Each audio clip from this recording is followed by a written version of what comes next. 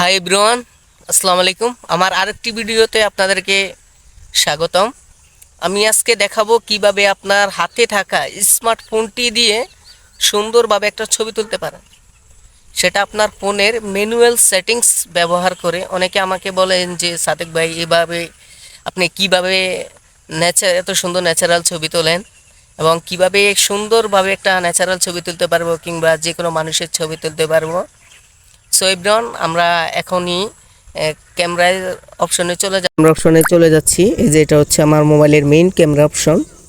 আমি ব্রাইটনেসটাকে একটু বাড়িয়ে দিচ্ছি। এটা হচ্ছে মেইন ক্যামেরা অপশন।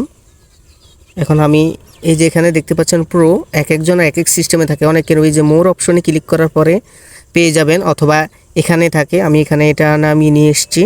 এখানে আমি প্রোতে ক্লিক করব। প্রোতে ক্লিক করার পরে দেখতে পাচ্ছেন আমার সামনে কিছু অপশন চলে আসছে। এটা আমি আপনাদেরকে বুঝিয়ে বলি, মূলত যারা ডিএসএলআর ক্যামেরা ব্যবহার করেন ওনারা সহজে বুঝবেন। এটা হচ্ছে শাটার স্পিড। এই শাটার স্পিডকে আমি একটু যদি বাড়িয়ে দিই তাহলে ছবির আলোটা বাড়বে। তারপরে এটা হচ্ছে আইএসও। এই যে আইএসওটা যদি আমি একটু কমিয়ে দিই, বাড়িয়ে দিই, তাহলে আলোটা একটু বেড়ে যাবে।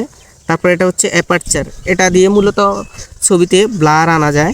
যেমন এই আমার সামনে যেই গাছটা দেখতে পাচ্ছেন, সেটা যদি আমি ক্লিয়ার করতে চাই তাহলে এটাকে আস্তে আস্তে আস্তে আস্তে আমি অ্যাপারচারটাকে কমিয়ে আনবো। দেখেন একদম ক্লিয়ার হয়ে গিয়েছে, কিন্তু একদম ক্লিয়ার হয়ে গিয়েছে। আর পিছনের সাইডটা কিন্তু অনেক ব্লার হয়েছে।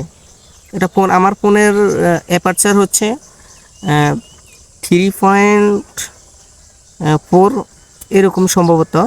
অনেক অনেক ফোনে এখন বর্তমানে 1.4 অ্যাপারচার এরকম থাকে, যা আরও ব্লার করে। অতি সহজেই আপনারা সুন্দর একটা ছবি তুলতে পারবেন এই ম্যানুয়াল সেটিংসের মাধ্যমে।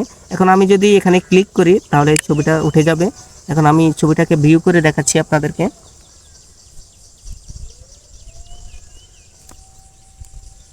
এই যে দেখছেন ছবিটার রেজুলেশন বেশি, যার কারণে আসতে একটু দেরি হলো। সেভরন, সবাই ভালো থাকবেন। আসসালামু আলাইকুম।